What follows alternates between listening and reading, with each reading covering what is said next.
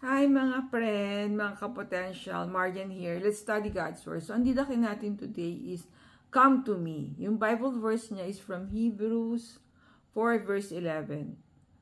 So, let us do our best to enter that rest. So, rest is, diba, the Sabbath. Parang on the seventh day, God took a rest from all his, So, parang, the storyteller today, the one who wrote this article, is si Brother Randy Borromeo. Feast, Makati.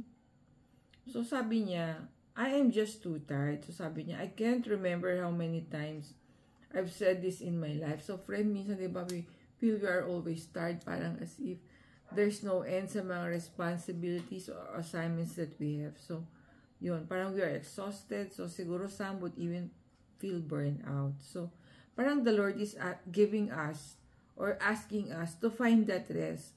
So, pwedeng sa Kanya yon, di ba? God's rest is not a regimen or an activity. It's a place.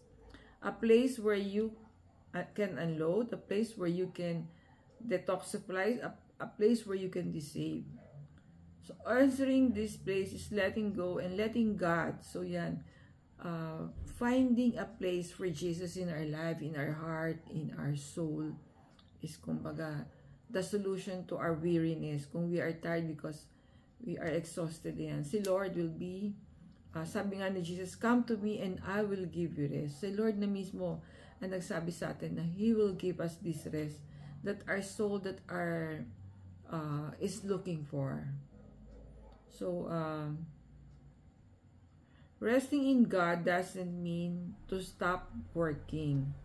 It only means you stop worrying and allow Him to control our lives. Yan, friend. Dear God, thank you for the invitation to enter into your rest. Give us the grace to trust you even when we let you take control of our lives. We declare that everything will be all right. In Jesus' name, amen.